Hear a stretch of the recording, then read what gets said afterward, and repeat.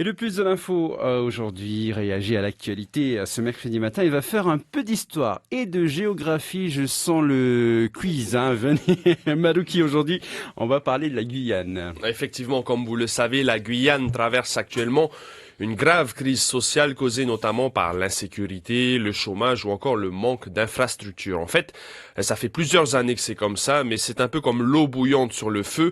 Au bout d'un moment, ça déborde. Et là, on peut donc dire que c'est chaud, chaud, chaud. Alors aujourd'hui, dans le plus de l'info, on ne va pas parler ou commenter la crise en Guyane, mais on va parler de la Guyane. Car je pense que vous le savez, il y a une petite séquence qui a fait le buzz sur Internet. C'est une interview du candidat à la présidentielle, Emmanuel Macron, pendant sa visite à La Réunion. Il a réagi à la situation en Guyane et surtout, il a fait une petite bourde, ou plutôt une grosse bourde, qui n'a pas manqué de faire réagir sur les réseaux sociaux. Lolo, toi, tu en sais quelque chose. Il a parlé d'île en évoquant la Guyane. Du coup, tout le monde s'est moqué de lui, mais en vrai, ce n'est pas vraiment drôle, car le monsieur postule tout de même à la plus haute fonction française et donc il ne sait pas que la Guyane n'est pas une île. Qu'importe, ce matin, on va donc mettre à l'honneur la Guyane et tous ceux qui croient que la Guyane est une île.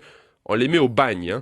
Non, la Guyane n'est pas une île, c'est une région française, bien sûr, et c'est la seule qui se situe en Amérique du Sud.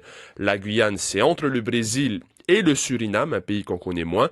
Et au niveau administratif, c'est un département-région. Depuis 2010, c'est un référendum qui a été organisé.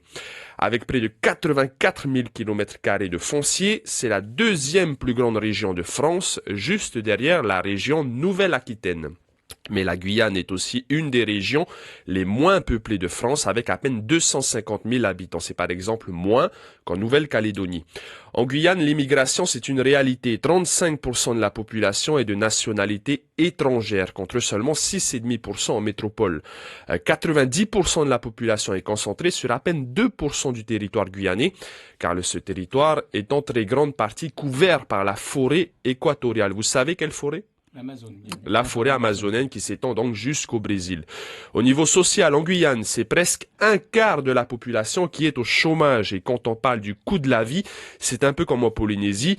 Tout est plus cher qu'en métropole, car il y a beaucoup d'importations. Pour ce qui est de l'insécurité, un chiffre à retenir, le taux d'homicide est 14 fois plus élevé qu'en métropole. Il est même plus élevé que dans certains pays africains considérés comme violents, tels que la Sierra Leone ou le Tchad. Pour finir, on va quand même parler du positif. La Guyane, c'est une belle culture, c'est une population accueillante et c'est aussi la région française qui accueille le centre spatial, d'où décollent les fusées françaises.